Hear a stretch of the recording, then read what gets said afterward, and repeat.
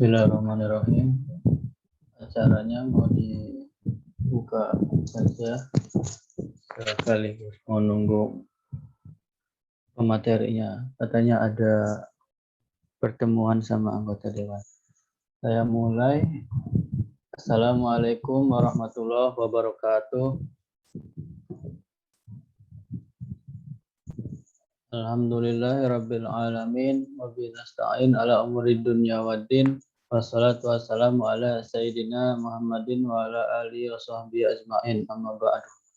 Pertama-tama marilah kita panjatkan puji dan syukur kita ke kehadirat Allah Subhanahu wa taala sehingga kita dapat berkumpul di acara webinar online kali ini.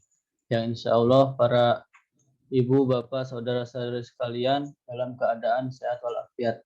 Amin ya Allah ya Rabbal alamin.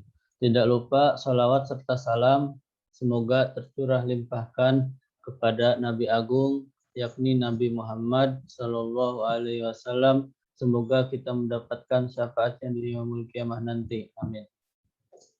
Kepada yang terhormat Bapak Dr. Joko Santoso selaku Kabid Yankes Dinas Kesehatan Kabupaten Pati, kepada yang terhormat Ibu Wahyu Satyaning Budi SST/MT selaku dosen pembimbing lapangan KKN, kepada yang terhormat Mas Muhammad Khairul Faza selaku Ketua Kelompok 10 KKN tematik periode 12 Universitas Islam Sultan Agung Semarang, kepada teman-teman kelompok KKN saya yang saya banggakan, semoga proker-prokernya dapat diselesaikan dengan baik.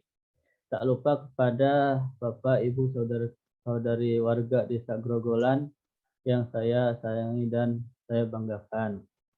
Sebelumnya perkenalkan, nama saya Rian Faujasari selaku moderator yang akan membawakan susunan acara pada webinar dengan tema kebijakan pelayanan kesehatan dalam vaksinasi COVID-19.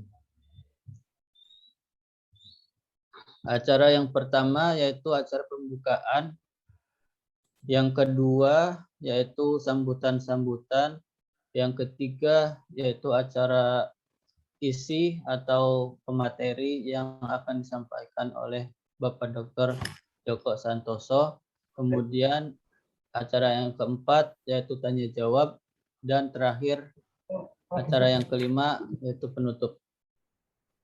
Baik, kita mulai ke acara yang pertama. Mari kita buka acara webinar online pada hari ini dengan mengucapkan basmalah bersama-sama. Bismillahirrahmanirrahim. Memasuki acara yang kedua yaitu sambutan-sambutan. Sambutan yang pertama akan saya persilahkan kepada Ibu Wahyu Satyaning Budi SST/MT selaku dosen pembimbing lapangan KKN. Untuk waktunya saya persilahkan. Terima kasih Mas Moderator. Assalamualaikum warahmatullahi wabarakatuh. Selamat pagi, salam sejahtera dan salam sehat bagi kita semua. Yang saya hormati Kepala Desa Grogolan, Kecamatan Dukuhseti, Kabupaten Pati beserta staf. Yang saya hormati narasumber webinar hari ini, Bapak Dr. Joko Santoso. Yang terhormat seluruh peserta yang berbahagia, serta mahasiswa KKN tematik Unisula periode 12 kelompok 10 yang saya banggakan. Pertama-tama marilah sejenak kita panjatkan puji syukur kehadirat Allah Subhanahu wa taala atas limpahan nikmat dan rahmat-Nya lah hari ini kita dapat bersama-sama meluangkan waktu untuk hadir dalam webinar dengan tema kebijakan pelayanan kesehatan dalam vaksinasi COVID-19. Bapak Ibu peserta webinar yang kami hormati, seperti yang kita tahu bahwa saat ini kita masih hidup berdampingan dengan COVID-19 dan kita juga belum tahu kapan bencana wabah ini akan berakhir. Maka dari itu, guna menekan tingkat keparahan kasus COVID di Indonesia, pemerintah melakukan pemberian vaksin COVID pada setiap warganya. Namun, program vaksin ini tidak bertujuan untuk membuat seseorang menjadi kebal ataupun 100% terbebas dari COVID. Namun, Vaksinasi ini bertujuan untuk membuat sistem kekebalan tubuh seseorang mampu mengenali dan dengan cepat melawan virus penyebab infeksi. Sehingga dengan vaksinasi ini diharapkan adanya penurunan angka kesakitan dan angka kematian akibat virus COVID. Selebihnya daripada itu, guna memperdalam pengetahuan kita mengenai vaksinasi, maka melalui webinar ini diharapkan kita semua dapat menambah keilmuan dan kesadaran kita mengenai pentingnya vaksinasi COVID-19. Sebelumnya saya selaku dosen pembimbing lapangan kelompok KKN 10 Desa Grogolan juga ingin mengucapkan terima kasih kepada Kepala Desa dan seluruh warga masyarakat di Desa Grogolan karena sudah menerima para peserta KKN Unisula Kelompok 10. Dan saya juga tidak ketinggalan untuk mengucapkan terima kasih kepada narasumber kami hari ini, Bapak Dr. Joko Santoso, yang telah berkenan hadir mengisi webinar hari ini. Saya berharap melalui KKN ini dapat bermanfaat bagi kita semua. Selanjutnya saya ucapkan selamat mengikuti webinar hari ini. Akhir kata, jika ada kekurangan yang berkenan, mohon dimaafkan. Sekian dari saya. Wassalamualaikum warahmatullahi wabarakatuh. Waalaikumsalam warahmatullahi wabarakatuh. Terima kasih Bu Wahyu Setyani Budi selaku dosen pembimbing lapangan. Kemudian sambutan kedua yaitu dari Ketua Kelompok 10 KKN tematik periode 12 Universitas Islam Sultan Agung Semarang kepada Saudara Muhammad Khairul Faza. Saya persilahkan. Assalamualaikum warahmatullahi wabarakatuh. Puji syukur kita berikan kepada Allah Subhanahu wa Ta'ala yang telah memberikan karunia-Nya sehingga kita bisa berada di ruang online ini dengan sehat walafiat. Tidak lupa pula sholawat kita haturkan kepada Nabi kita Muhammad Sallallahu Alaihi Wasallam yang kita nantikan syafaatnya di Yaumul Qiyamah. Yang terhormat dosen pendamping lapangan Ibu Wahyu Setiani Budi STMT, yang terhormat Dr. Joko Santoso selaku pembicara pada webinar kali ini, yang terhormat Bapak Sayogo selaku Kepala Desa Grogolan, yang terhormat jajaran pemerintahan Desa Grogolan, dan tak lupa pula semua warga Grogolan yang mengikuti acara webinar kali ini. Semoga acara hari ini dapat berjalan lancar tanpa ada halangan apapun. Sekian sambutan dari saya.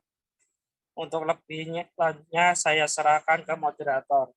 Assalamualaikum warahmatullahi wabarakatuh. Waalaikumsalam warahmatullahi wabarakatuh. Terima kasih atas sambutannya Mas Muhammad Khairul Faza. Kemudian selanjutnya acara yang ketiga memasuki ke acara inti yang akan diisi oleh pemateri kita yaitu Dr. Joko Santoso. Dr. Santoso ini merupakan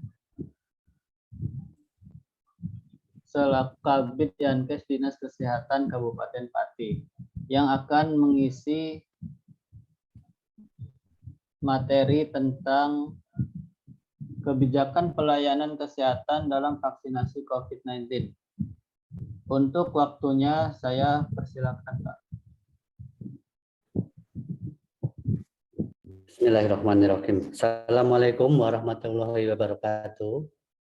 Waalaikumsalam warahmatullahi wabarakatuh. Terima kasih pada pagi hari ini kita bisa dipertemukan dalam acara yaitu yang bertajuk kaitannya dengan vaksinasi dalam rangka teman-teman Universitas Unisula, Universitas Unisula Semarang melakukan KKN di Desa Grogolan pada dua minggu ini ya Pak, berapa hari? Ya selama ini. Yang pertama kali yang kami hormati Bapak Kepala Desa Ngrogolan beserta jajarannya.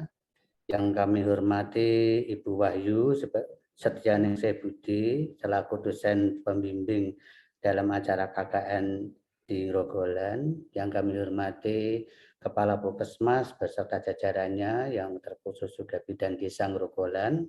Yang kami hormati teman-teman yang ada di KKN yang di grup 10. Saya bacakan yang pertama Mas Muhammad Khairun Faza, ini sebagai Ketua Kelompok 10. Mas Ahmad Firna, yang ketiga Mas Rizky Budi, yang keempat Mas Nurmu Alim, yang kelima Rian Fauji. Ya, ini terima kasih. Ini generasi-generasi yang kami banggakan dari Fakultas Teknologi Industri dari Fakultas Universitas Sultan Agung. Kebetulan saya pun juga alumni Fakultas Kedokteran Unisola, Mas. Jadi bagaimanapun juga kita juga sudah punya hubungan emosional sama-sama Unisolanya. Jadi kami sekarang di Dinas Kesehatan, kami menjabat sebagai Kepala Bidang Pelayanan Kesehatan. Di Kabupaten Pati kita ada 29 puskesmas yang di bawah kami, ada 10 rumah sakit, 2 rumah sakit negeri, dan 8 rumah sakit swasta.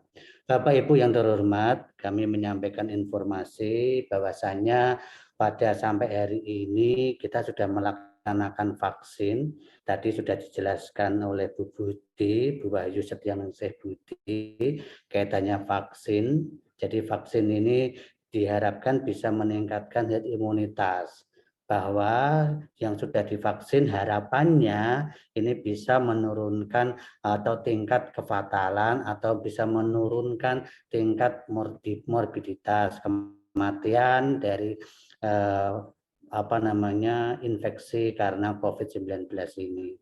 Selama 1,5 tahun ini kita berjibaku dengan COVID-19, di mana pada awal mulanya di Desember 2019 ditemukan permasalahan di kota Wuhan yang berkelanjutan sampai di Indonesia. Sehingga pada bulan Maret 2020 kita menetapkan, Pak Presiden menetapkan, pemerintahan pusat menetapkan kita masuk di pandemi. Di pandemi ini kita sudah berjalan 1,5 tahun. 1,5 tahun ini banyak yang sudah kita lewati, mulai dari kebijakan, mulai dari masyarakat, mulai dari 3M, 4M, 5M, bahkan di Pati sekarang tidak hanya 5M, tapi juga 6M. 6M. Jadi masyarakat dengan kesadaran tinggi, dengan memakai APD, walaupun sudah divaksin pun masyarakat diwajibkan memakai APD. Tidak serta-merta setelah divaksin bebas berkerumun dan sebagainya, tidak. Karena vaksin adalah salah satu upaya, salah satu ikhtiar bentuk kita untuk melawan COVID-19 ini. Bapak Ibu yang terhormat, teman-teman dari Fakultas Teknologi Industri yang kami banggakan, kami akan sedikit menyampaikan terkait dengan vaksinasi di kabupaten, khususnya di daerah timur atau mungkin secara keseluruhan, sehingga acara pada hari ini menjadi informasi, menjadi promosi, menjadi bekal teman-teman semua, khususnya pada teman-teman atau desanya, sehingga nanti tidak ada lagi penolakan vaksin, tidak ada lagi karena saya sakit. Nanti kami jelaskan beberapa layak dan tidak layaknya kaitannya dengan pemberian vaksin. Nanti di share berikutnya. Kita langsung saja untuk mempersingkat waktu. Nanti monggo ada pertanyaan atau ada apa, nanti bisa kita jawab. Ini kebijakan pelayanan kesehatan dalam vaksinasi COVID-19. Next, Mas.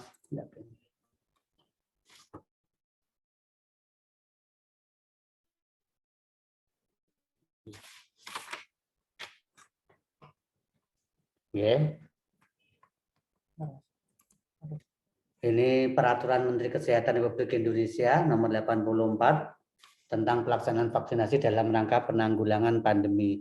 Mudah-mudahan pandemi segera dicabut, diganti endemi, mudah-mudahan.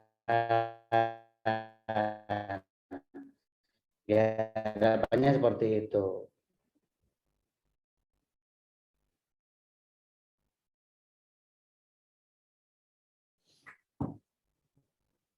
Oke, jadi pelaksanaan vaksin COVID-19 ini dilakukan secara bertahap. Tidak bisa semua langsung kita vaksin, kita bertahap dulu. Di Pati pun juga sama, kita bertahap.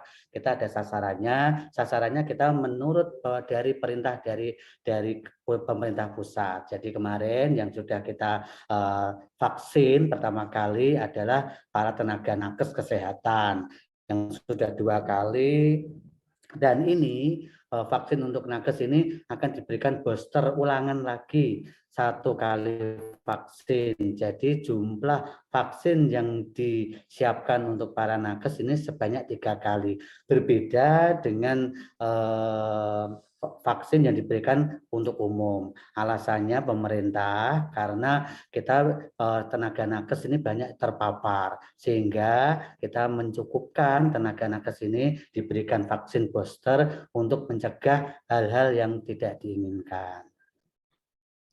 Ini vaksinasi COVID sesuai pentahapan. Jadi menurut periode vaksin ini dari bulan sampai April 2021, terus berikutnya lagi periode vaksinasi April sampai Maret 2002, ini kita bisa ini harapannya seperti ini. Vaksinasi dilakukan pada tahap awal untuk tenaga kesehatan, tadi sudah kami jelaskan. Juga yang kedua, umur 60 tahun ke atas, ini lansia, ini pun juga akan kita berikan imunisasi. Bahkan karena faktor komorbidnya semakin tinggi di usia 60 tahun ke atas, ini harus divaksin. Banyak juga penolakan-penolakan, saya sudah tua kok divaksin kenapa gitu. Banyak di masyarakat seperti itu. Jadi tujuan diberikan vaksin karena usia di atas 50-60 tahun ini biasanya berdampingan dengan penyakit komorbid, entah itu diabetes, entah itu darah tinggi, jantung, dan sebagainya. Dan hal-hal tersebut bisa mengurangi efektivitas dari vaksin. Maka dari itu, untuk lebih baiknya lagi bisa berkonsultasi bila ada penyakit-penyakit komorbid dengan dokter di puskesmas atau di rumah sakit.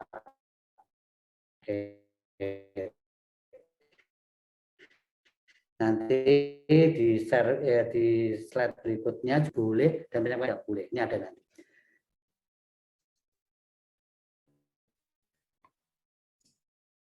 Ini apa yang berbeda dari prosedur imunisasi yang biasanya. Kita sudah mengenal, masyarakat sudah mengenal imunisasi. Jadi mulai dari ibu hamil, mulai dari melahirkan anak 0 bulan juga sudah diberi imunisasi BCG, polio, dan sebagainya. Sampai anak usia 7 tahun di SD itu pun juga divaksin atau diimunisasi. Jadi masyarakat istilah imunisasi atau vaksinasi saya rasa sudah familiar. Yang berbeda saat ini adalah imunisasi atau vaksinasi COVID. Karena itu harus mengandung beberapa prosedur-prosedur penyimpanannya, penyuntikannya, durasi waktunya, itu juga berbeda dengan imunisasi yang lainnya. Tapi prinsipnya adalah sama, yaitu memberikan kekebalan secara pasif di dalam tubuh. Ini prosedur vaksinasi, penyimpanan, ada luarsonya juga ada, aturan umum vaksin, dan kewaspadaan umum. Ini next saja, ini juga next saja, ini untuk memang ini sudah diberikan rekomendasi ya dari ID bahwa vaksin itu juga sangat diperbolehkan. Ini screening, jadi Bapak Ibu di Sanggrogolan khususnya sebelum kita divaksin pastinya di screening, ditanya-tanya dulu. Ditanya-tanya dulu itu tujuan dari pertanyaan-pertanyaan dari nakes atau dari teman-teman kesehatan, tujuannya adalah mengurangi, meminimalkan kejadian-kejadian nanti di tahap setelah penyuntikan. Kita biasanya istilahnya adalah KIPI. KIPI itu singkatan dari kejadian ikutan pasca imunisasi.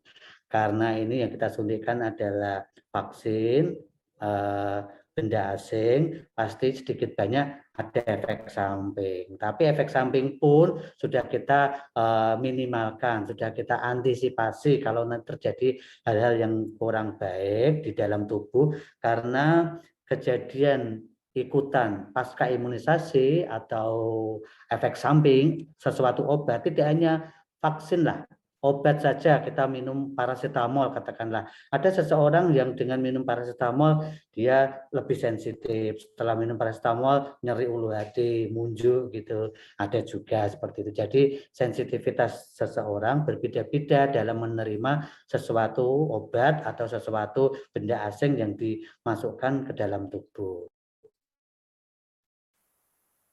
Ini screening, jadi tujuan screening ini untuk lebih mengetatkan kalau nanti ada hal yang tidak diinginkan. Next saja, ini tidak perlu. Nah, ini ada beberapa meja, kalau nanti disuntikkan, baik itu di balai desa, baik itu di puskesmas. Nah, ini ada meja 1, meja 2, meja 3, meja 4. Tapi yang terbaru, karena sekarang antusias masyarakat juga sudah tinggi, tenaga kesehatan juga banyak yang kemarin 1 hari 2 juta vaksin itu dari pemerintah diharapkan. Nah, ini kita mengurangi atau walaupun dari meja 1, meja 2, meja 3, meja 4 ini tidak ada perbedaan. Cuman kita hanya aja meja 1 dan meja 2. Ini adalah untuk mengurangi waktu sehingga hanya aja meja 1 dan meja 2. Meja 1 itu screening dan vaksinasi penyuntikan, meja 2 itu untuk pencatatan dan observasi. Tapi yang sampai di Pati pun kemarin teman-teman puskesmas dan teman-teman yang lainnya masih kita menginginkan meja 1, 2, 3, 4 itu ya. Jadi ada pendaftaran dan verifikasi data di meja 1, di meja 2 kita ada anamnesa, ada edukasi vaksin. Ya, di meja 3 ini kita ada pemberian vaksin, dan meja 4 ini ada kita namanya di observasi ini meja 4 ini ya. Jadi selama 60 menit atau 30 menit lah minimal, ini bisa untuk mengantisipasi adanya atau apabila ada KIPI yang tadi saya sudah disebutkan, kejadian ikutan pasca imunisasi. Jadi meja 1, meja 2, meja 3, meja 4 ini kita harapkan panjenengan semua nanti bisa meneruskan ke desa-desa atau ke teman-teman yang lainnya. Ini bentuk screening atau anamnesa atau pertanyaan-pertanyaan. Biasanya ini adalah kalau sebelum diberikan vaksin harus ditanya-tanya seperti ini. Nama harus jelas, jangan ada alias itu tidak boleh. Jadi namanya siapa sesuai KTP, umur juga sama sesuai KTP, NIK nomor induk kepegawaian, nomor induk kependudukan ini pun juga harus ada NIK-nya. Karena nanti setelah diterbitkan, setelah divaksinasi, vaksin, nanti berdasarkan NIK. Kalau nanti bepergian kemana atau mungkin kemana atau sesuatu hal yang punya kegiatan, mengurus ini, mengurus itu, pasti menggunakan KTP, NIK. Jadi NIK ini kalau sudah dilihat NIK-nya berapa, nanti ketahuan sudah divaksin apa belum itu. Jadi NIK perlu diberikan. Kalau tidak punya KTP bagaimana? Ya, jadi banyak pertanyaan kemarin yang sudah kita vaksin kalau nggak punya KTP, nanti bisa dibuatkan menyusul KTP-nya. Sehingga vaksin tetap jalan, NIK nomor induk kepegawaian diurus belakangan. Gitu. Hasil pemeriksaan, saat itu diberikan suhunya berapa, tekanan darahnya berapa. Itu yang pertama, pertanyaan yang ini yang mungkin pertanyaannya sekarang juga kita dirubah lagi dari pusat itu, yaitu untuk mempercepat proses itu. Tapi yang lazim yang sudah kita lakukan, pertanyaannya hampir sama. Yang pertama, apakah Anda pernah terkonfirmasi menderita COVID-19? Ini kalau orang-orang sepuh di desa biasanya tidak tahu. Batuk pilek, ada anosmia, gangguan penciuman, sudah dikatakan COVID, tidak bisa seperti itu ya. Jadi memang mendiagnosa COVID ini tidak hanya bisa dengan anamnesa atau pertanyaan, tapi ada beberapa kriteria yang harus disampaikan. Itu. Juga ada pemeriksaan penunjang.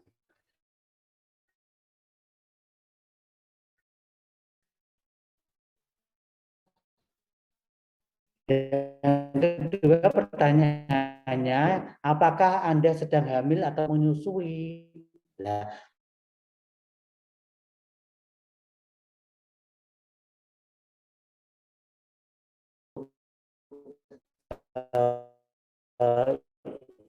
yang sedang hamil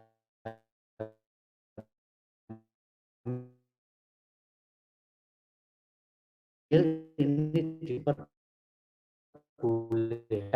Ini Bu Bidan sudah paham semua. Ini Patrick.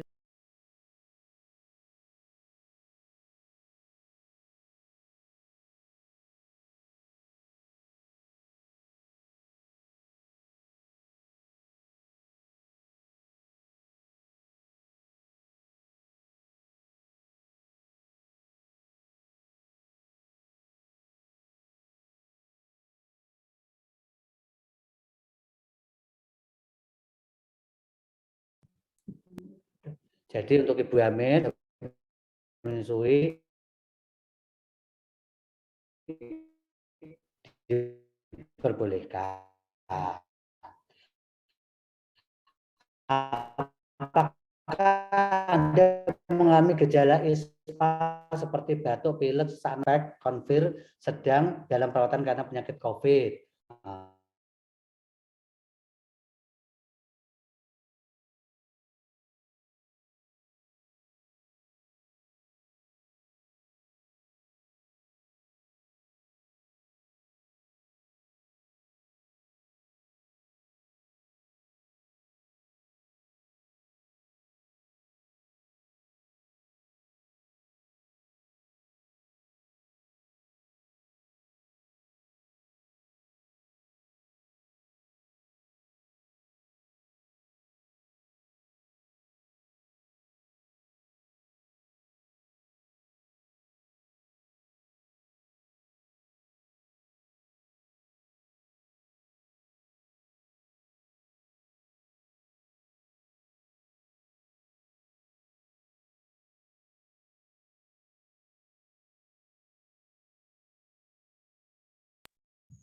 Mohon maaf, screeningnya hilang.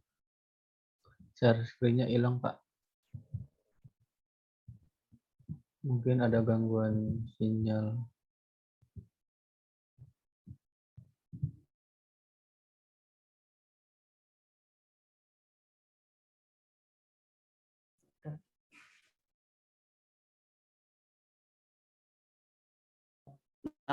Gangguan terus nih, mudah-mudahan ini tidak ada gangguan lagi. Memang sinyalnya agak begitu kurang bersahabat. Saya teruskan Bapak Ibu, mohon maaf. Yang berikutnya, ini pertanyaan yang sering pada panas pemeriksa di meja 1. Apakah Anda sedang mendapatkan terapi aktif jangka panjang terhadap penyakit kelainan darah? Ini kalau ada jawab iya dan tidak. Apakah Anda menderita penyakit jantung aktif jantung, penyakit jantung koroner? Ini juga ada pertanyaan itu. Apakah Anda menderita penyakit autoimun sistemik, lupus? Itu juga ada. Apakah Anda menderita penyakit ginjal kronis, sedang menjalani hemodialisa atau juga dipertanyakan. Yang ke-10, apakah Anda menderita penyakit rematik autoimun? Yang ke-11, apakah Anda menderita penyakit saluran pencernaan dan sampai 16 ini ya. Jadi setelah nanti ditentukan semua dan tidak, kesimpulannya nanti dapat diberikan vaksinasi, vaksinasi ditunda atau tidak diberikan. Ini bisa.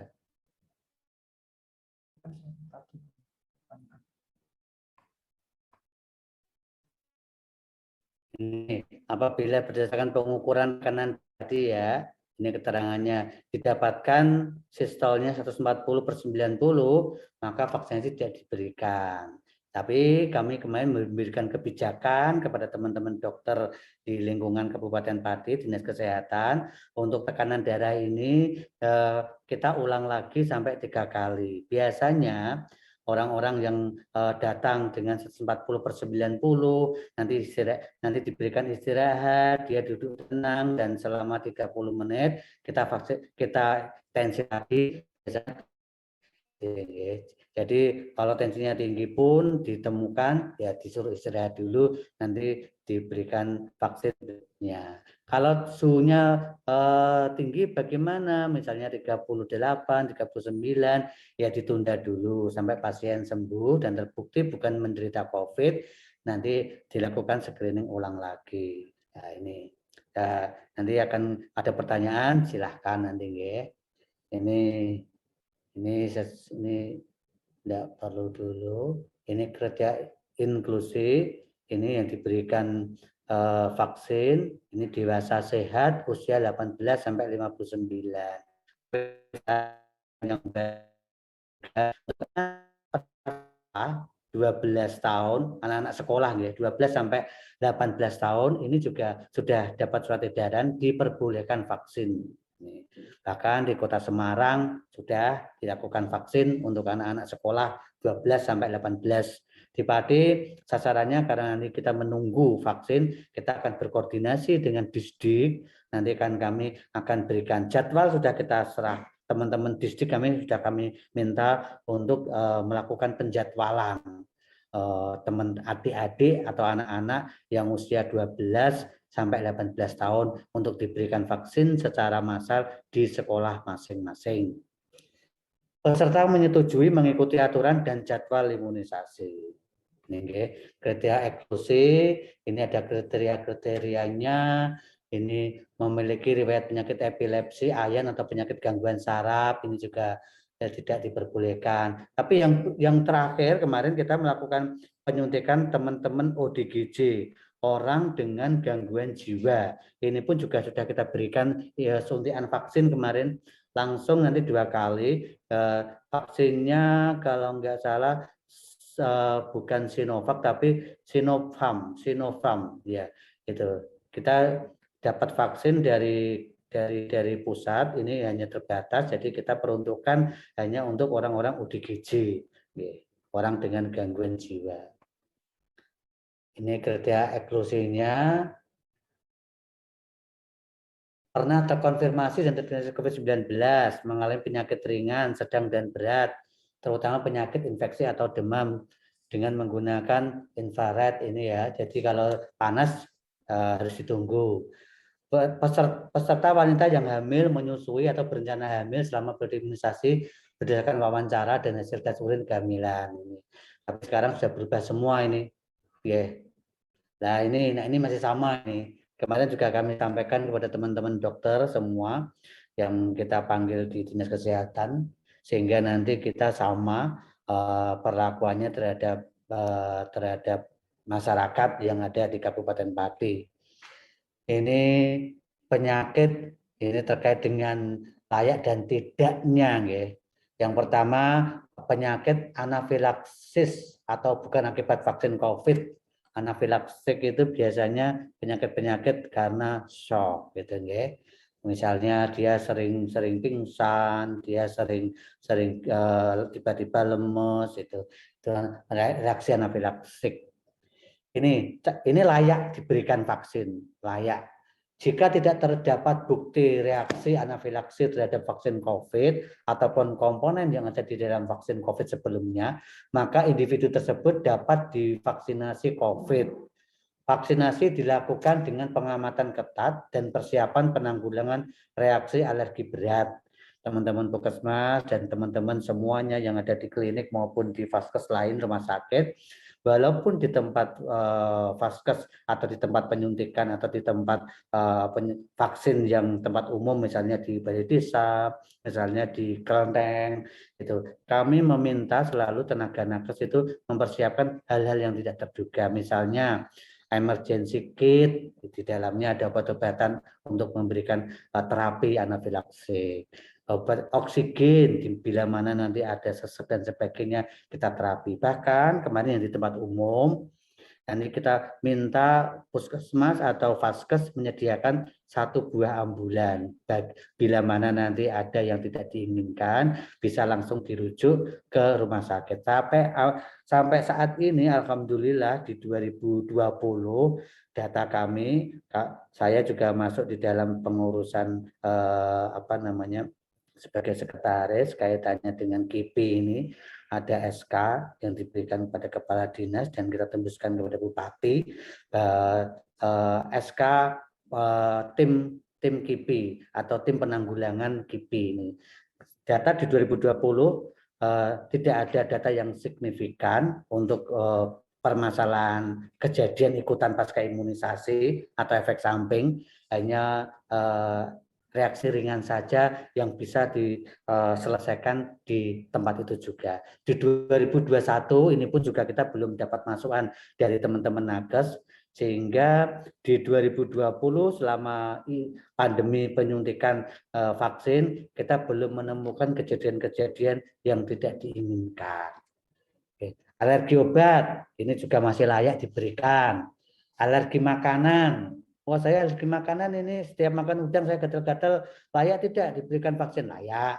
Asma bronkial, itu kalau biasanya kalau malam hari dia sesak, kalau kena debu dia sesak, kalau ada pencetus yang lainnya dia sesak. Layak tidak asma bronkial? Ini disebutkan layak. Rinitis alergi ini juga layak. Apa sih rinitis alergi itu? Biasanya kalau ada debu tiba-tiba meler umbulnya. Tapi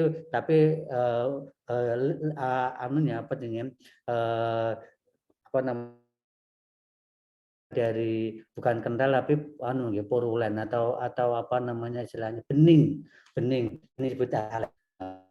Urtikaria ini juga layak. Urtikaria biasanya kalau kena alergi gatal-gatal di blok-blok itu urtikaria. Dermatitis atopik ini juga layak.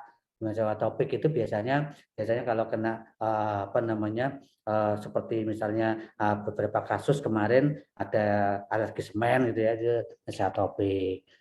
Penyakit autoimun ini yang seperti lupus, seperti autoimun yang lainnya ini belum layak, tidak diberikan. Karena dengan penyakit autoimun nanti dia setelah diberikan injeksi vaksin COVID atau vaksinasi Sinovac atau yang lainnya, dia malah menurunkan kadar imunnya. Yang diharapkan imunnya ini nanti meningkat, kalau tinggal dia dengan penyakit autoimun, nanti autoimunnya semakin rendah karena yang diberikan injeksi vaksin yang diberikan ke tubuh kita ini kan adalah virus yang dilemahkan, sehingga kalau ada tubuh dalam menerima misalnya ada virus COVID di dalam tubuh sudah bisa mengantisipasi, ini delta, ini alpha, itu sudah bisa nanti membentengi ya, istilahnya seperti itu. Jadi kalau penyakit lupus sampai saat ini masih belum layak. Apakah tidak ada cara lain? Itu nanti sudah kita serahkan kepada dokter ahlinya. Jadi kalau orang-orang yang dengan autoimun nanti bisa berkoordinasi secara lanjut kepada dokter penanggung jawab atau DPJP-nya. Yang HIV lagi ini juga layak diberikan, layak karena di Pati pun juga banyak penyakit HIV ini. Semakin hari juga semakin meningkat, ini juga menjadi permasalahan kita juga di Kabupaten Pati. Ini HIV ini juga layak untuk diberikan. Sindroma hiper IG imunoglobulin E ini belum layak. Ini jarang kasusnya sih, untuk di Pati saja jarang kasusnya ini. Tapi di Indonesia masih ada. Penyakit paru obstruksi kronik ini PPOK, yang kalau sakitnya batuknya sampai mengeluarkan darah, batuk selama 2 minggu ini juga layak diberikan. Tuberkulosis TBC ini juga layak diberikan. Kanker paru layak diberikan. Interstitial lung disease ini juga layak diberikan. Ini pasien dengan infeksi akut ini tidak layak ini. Karena pasien dengan kondisi penyakit infeksi akut yang ditandai dengan demam menjadi kontraindikasi vaksin. Tapi ya tidak terus akut, ini kan bersifat sementara. Mungkin 1 sampai 7 hari atau mungkin kurang dari 7 hari. Ini nanti bisa dikonsultasikan dengan dokter ahlinya. Jadi penyakit hati ini juga layak, namanya sirosis, mungkin hepatitis, ini juga layak untuk diberikan. Ini PGK non dialisis ini masih belum, jarang ini juga belum layak ini. Saat ini pemberian vaksin belum direkomendasikan. Ini biasanya pada penyakit-penyakit gangguan darah, ya gangguan darah, baik itu karena kencing manisnya, karena penyakit autoimunnya, atau penyakit dialisis peritoneal yang lainnya. Ini gangguan koagulasi, ini juga belum layak.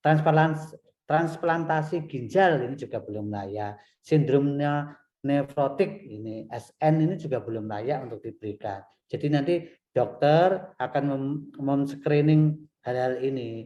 Jadi asumsi masyarakat, saya kena ginjal, ya boleh diberikan, ya ginjalnya apa dulu gitu. Jadi jangan serta-merta penyakit-penyakit terus masyarakat nanti mengasumsikan saya enggak boleh, malah biasanya didikte, Pak saya pernah kena ginjal, kata Pak Dokter saya enggak boleh divaksin, tetapi saya harus datang ke sini karena kalau tidak datang ke sini saya nanti tidak diberikan bantuan baksos. Itu juga banyak kasus-kasus yang datang ke puskesmas maupun ke dinas kesehatan. Jadi beda Bapak Ibu, teman-teman atau mungkin yang di masyarakat Grogolan, kami jelaskan di sini. Pemberian bansos ini memang tidak mencantumkan, kemarin itu dari Pak Bupati menginginkan lansia supaya dia itu mau untuk divaksin, ini berbarengan dengan diberikan bantuan bansos. Bagaimana kalau yang ada kriteria-kriteria tersebut tidak diberikan vaksin, apakah bansosnya ditunda atau tidak diperbolehkan? Tidak. Nanti dokter akan memberikan rekomendasi, dalam hal ini kepala puskesmas maupun dokter memberikan rekomendasi. Setelah dapat rekomendasi dan sebagainya, bansos tetap diberikan. Tapi jangan serta takut, oh saya tidak mau bansos daripada divaksin. Tidak, karena ini berkelanjutan. Ini kami sudah berkoordinasi dengan Disperindak maupun Dinsos penyaluran bansos tersebut. Penyakit jantung koroner ini tidak boleh, rematik autoimun juga tidak boleh, penyakit gastrointestinal juga belum layak, nanti yang men-screening dokternya ini. Pendonor darah ini layak, yang mungkin aktif donor darah ini juga layak. Gangguan psikosomatis ini juga layak. Ya, tadi saya tanya ada gangguan depresi, ada gangguan penyakit kejiwaan yang lainnya. Ini juga gak layak untuk diberikan vaksin. Bahkan ODGJ, orang dengan gangguan jiwa, schizofren, ya di desa Dukoseti, kecamatan Dukoseti juga banyak penyakit-penyakit gangguan jiwa itu. Ini tetap layak diberikan. Persiapan vaksin sama, jadi ini tidak perlu saja. Nah, ini perlukah dilarutkan dan single dose, ini juga tidak untuk umum. Ini jarumnya kecil ini. Mungkin yang takut dengan jarum ya, sebetulnya dia mau sih divaksin, tapi karena takut dengan jarum, akhirnya dia munculkan berita-berita hoax, dia munculkan berita-berita yang tidak baik. Padahal dia takutnya itu bukan takutnya vaksin, tapi takut dengan jarum. Ya, karena sekarang yang di HP itu apa saja bisa kita akses, apa saja bisa kita baca. Tapi paling tidak kita mempunyai kearifan ya dalam menerima suatu berita atau hoax, ini khususnya teman-teman yang ada di teknologi industri bisa menangkal atau bisa mengedukasi masyarakat khususnya di Desa Grogolan berita-berita hoax itu ya. Jadi jangan sampai nanti berita hoax nanti mengendurkan minat masyarakat terhadap vaksin. Ini yang disuntikkan di lengan, di deltoid ya, muskulernya. Boleh enggak disuntikkan di tempat yang misalnya di pantat atau mungkin di paha? Boleh tidak? Ya saat ini memang yang direkomendasikan di sini ini karena kalau di tempat yang lain salah satunya keamanan, salah satunya etika dan sebagainya karena ini penyuntikannya banyak massal sehingga dipilihlah yang di paha yang di deltoid ini ya, di lengan ya. Ini prosedur vaksinasi pada orang dewasa, ini sama. Ini pemberian vaksin hidup secara bersamaan bolehkah? Ini ya. Ini biasanya terjadi pada anak-anak atau remaja atau calon pengantin. Ini biasanya. Ini boleh. Ini Sinovac. Sampai saat ini Sinovac belum ada di Pati ya saya belum ada berita yang kurang baik bahwa Sinovac kemarin juga walaupun efikasinya itu 55 sampai 65 dibanding vaksin Moderna atau vaksin AstraZeneca itu memang efikasinya lebih tapi dalam hal menerima permasalahan menerima vaksin virus dari luar dia lebih banyak bisa mengakses lebih banyak. Artinya kalau ada vaksin masuk di tubuh yang disuntik Sinovac ini lebih bisa membentengi karena dia bersifat umum. Makanya efikasinya antara 55 sampai 65. Beda dengan Moderna. Moderna itu bisa efikasinya bisa sampai 80 sampai 90 itu. Ya ada plus minusnya ya. Tapi semua pada dasarnya vaksin apapun itu baik untuk tubuh tidak bertentangan. Bahkan sudah dikeluarkan dengan MUI juga diperbolehkan. Kalau ada pertanyaan, vaksin bisa enggak dibeli secara umum? Yang kemarin memang ada sih rencana dari Pak Erlangga Hartarto itu waktu itu vaksin bisa dicari atau bisa didapatkan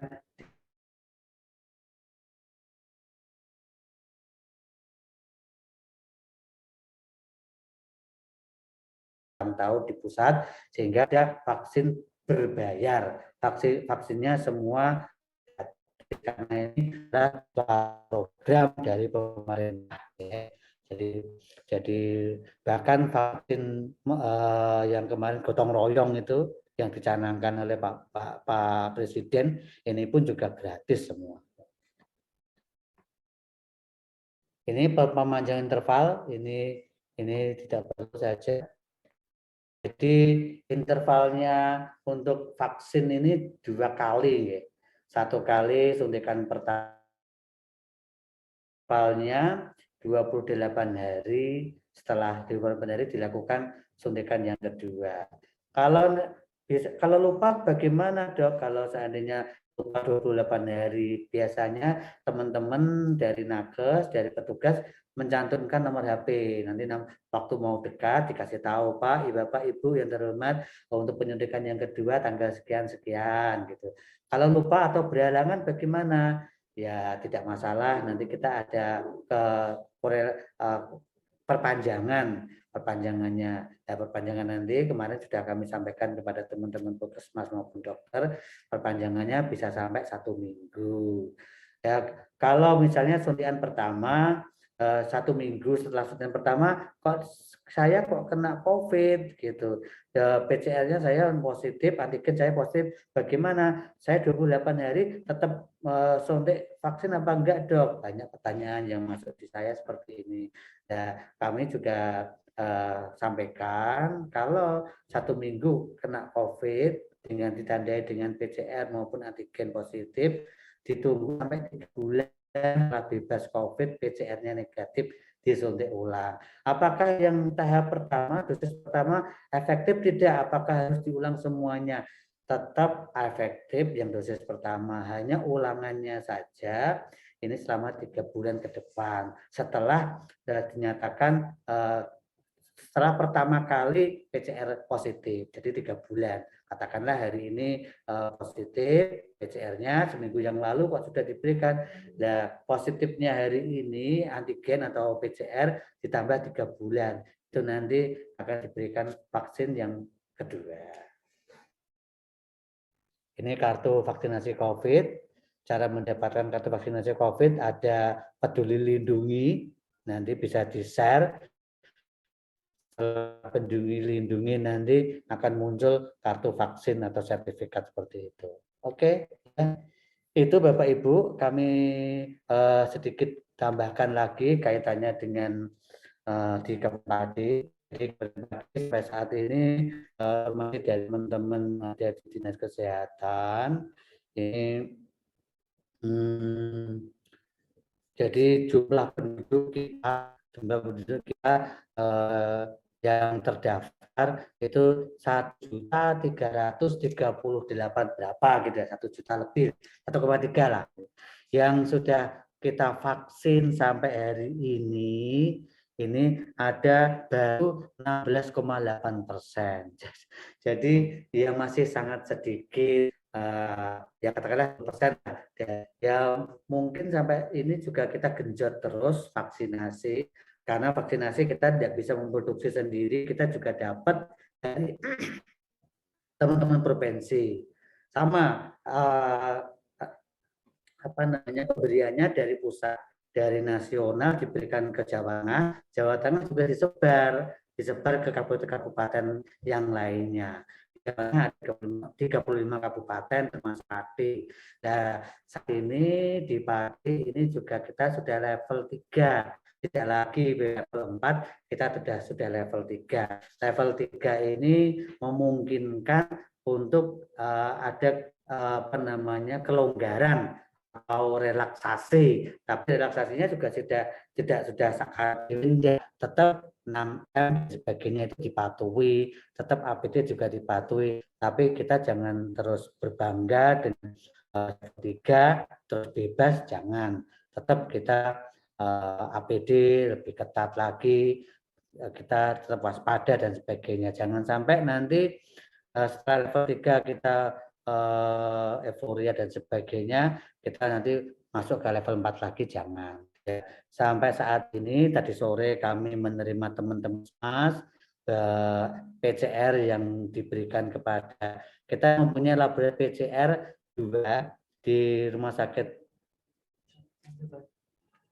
Sakit Suwondo dan Rumah Sakit Pastabik. Ini kita ada 2 tempat PCR-nya. Alhamdulillah kemarin dapat informasi dari kedua rumah sakit tersebut bahwa PCR-nya banyak yang negatif. Alhamdulillah ini. Jadi ini berita baik untuk teman-teman semuanya, berbeda dengan 1 bulan yang lalu. 1 bulan yang lalu ini Masya Allah kita sudah kalang kabut, rumah sakit juga bornya juga tinggi, IGD juga sampai penuh, ruangan-ruangan yang sedianya ruangan bisa untuk pasien umum kita jadikan ruangan COVID dan sebagainya di bulan kemarin itu, di bulan Mei akhir, Juni akhir, sampai Juni akhir. Alhamdulillah ini kita sudah agak stabil, mudah-mudahan ini kita stabil lagi. Bahkan tenda-tenda yang ada di beberapa rumah sakit di Pastabik juga kita sudah turunkan. Bahkan kemarin informasi dari teman-teman rumah sakit Budi Agung Juwana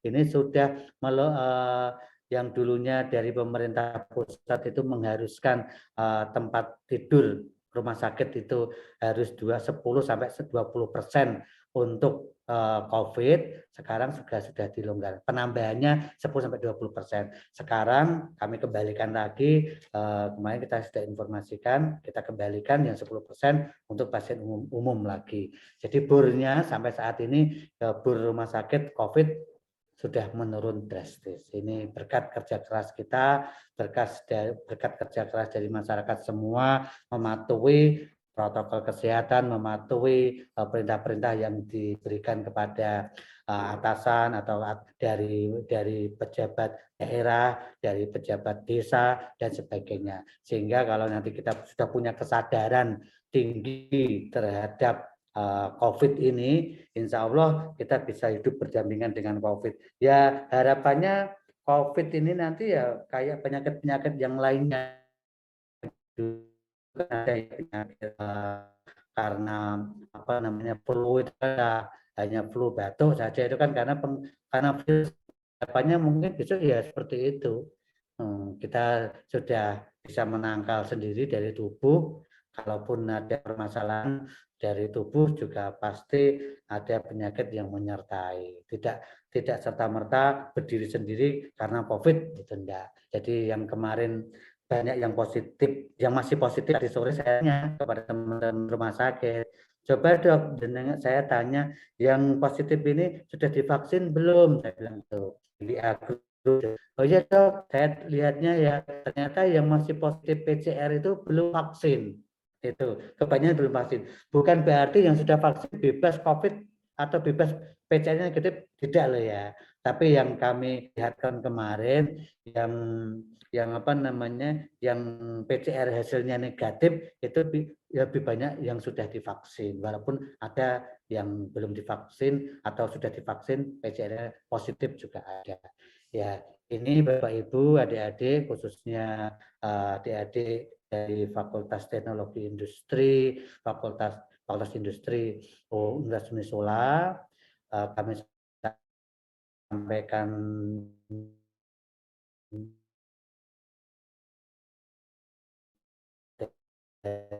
dari kebijakan Dinas Kesehatan Kabupaten Pati, khususnya untuk masyarakat Desa Grogolan.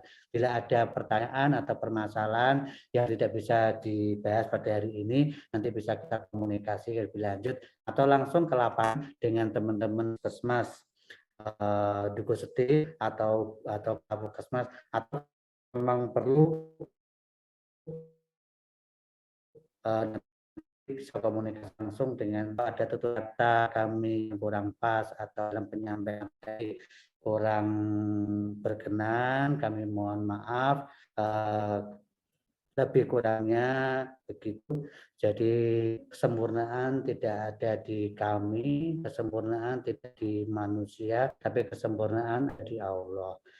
Bapak Ibu, kami akhiri paparan hari ini. Nanti kalau ada pertanyaan bisa diteruskan lewat moderator. Terima kasih. Wassalamualaikum warahmatullahi wabarakatuh. Waalaikumsalam warahmatullahi wabarakatuh. Terima kasih atas paparannya pada Dr. Joko Santoso. Untuk sesi selanjutnya yaitu sesi tanya jawab. Silakan pada para hadirin yang mau ditanyakan. Saya persilahkan.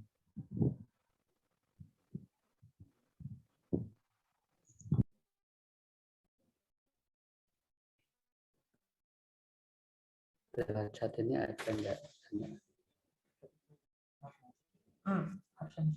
Monggo Bapak Ibu, kalau tidak ada kami cukupkan sekian. Kalau masih ada bisa nanti menghubungi puskesmas atau warga desa atau langsung call centernya ada di kami. Jadi call center COVID ini informasi untuk masyarakat Kabupaten Pati.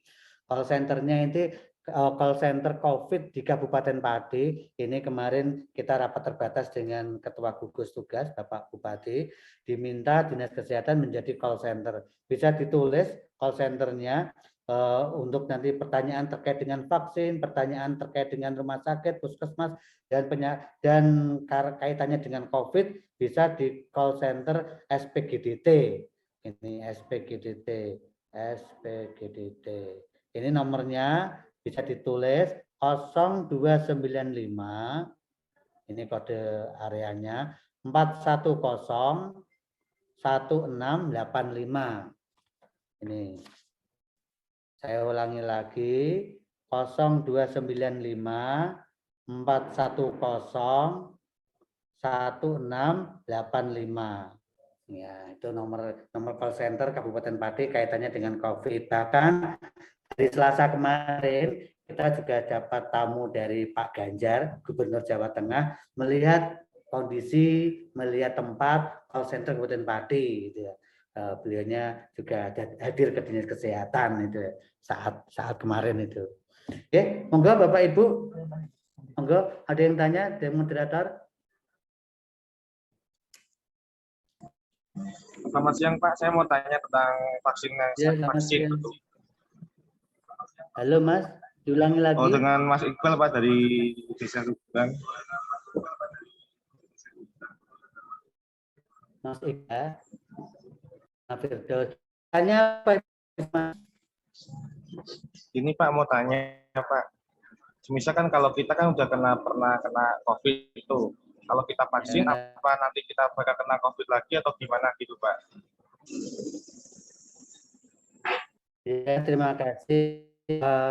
Kalau saya sudah kena COVID, divaksin, apakah bisa kena COVID lagi gitu nggih? Pertanyaannya nggih.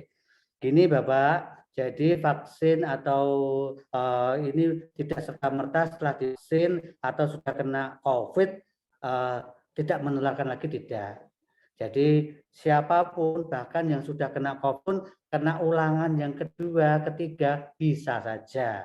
Tetapi kefatalan yang kami turunkan adalah kefatalannya. Sebelum divaksin, sebelum ada vaksin-vaksin seperti ini, kefatalan tinggi, tingkat kematian tinggi. Ini ya, saat ini bahkan 1 bulan yang kemarin di desa-desa, tolonglah dilihat ini banyak berita di malam hari Rojiun telah meninggal, itu banyak sekali bulan-bulan kemarin itu di pengeras suara di desa itu, karena kefatalan kematian tingkat tinggi. Lah harapannya dengan vaksin ini kematian bisa direndahkan, tingkat kefatalan juga bisa diminimalkan seperti itu. Jadi kalau pertanyaannya, kalau saya sudah kena COVID bisa enggak kena COVID lagi? Jawabannya bisa. Kalau saya sudah kena COVID divaksin bisa enggak kena COVID lagi? Jawabannya bisa. Tapi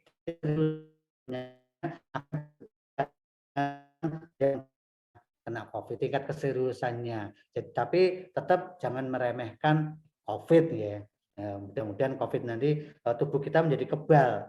Artinya kalau tubuh kita sudah ada imunitas dari vaksin 1 dan 2 dosisnya, kita sudah kebal dengan penyakit tersebut. Sehingga di dalam tubuh ada COVID yang imunnya tinggi, itu kan dia kan orang namanya OTG ya. Walaupun di dalam tubuhnya itu ada virus COVID, tapi karena imunnya tinggi, dia tidak mengalami permasalahan penyakit. Itu bisa banyak yang terjadi.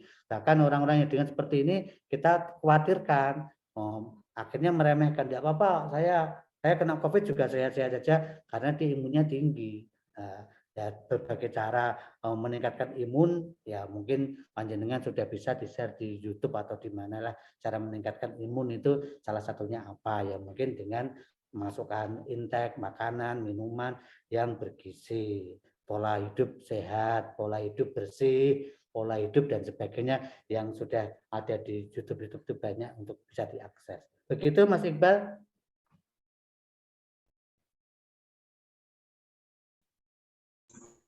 Mas Iqbal. Ya Pak, kenapa Pak? Ya kenapa? Oke, begitu Mas Iqbal, bisa diterima jawabannya?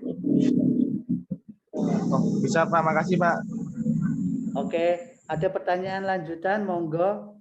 Dari warga mungkin, khususnya di Sanggrogolan, nanti bisa kita tindak lanjuti, atau Bu Kepala Puskesmas mungkin, kalau hadir di sini,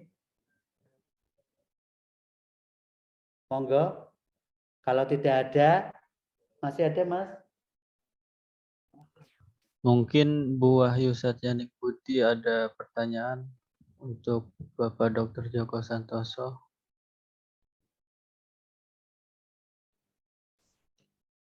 Saya rasa jelas ya penjelasan dari Pak Dr. Joko Santoso tadi semua. Oke, Bu. Terima kasih, Bu. Oke. Kalau sudah tidak ada pertanyaan, kami cukupkan segini. Tapi kalau nanti masih ada pertanyaan dari teman-teman, baik itu teman-teman teknologi industri yang KKN di Desa Grogolan, masih kita buka silaturahmi. Berhenti di acara webinar pagi hari ini, tapi kita masih membuka mediasi atau silaturahim dengan teman-teman teknologi industri khususnya yang KKN di Desa Grogolan.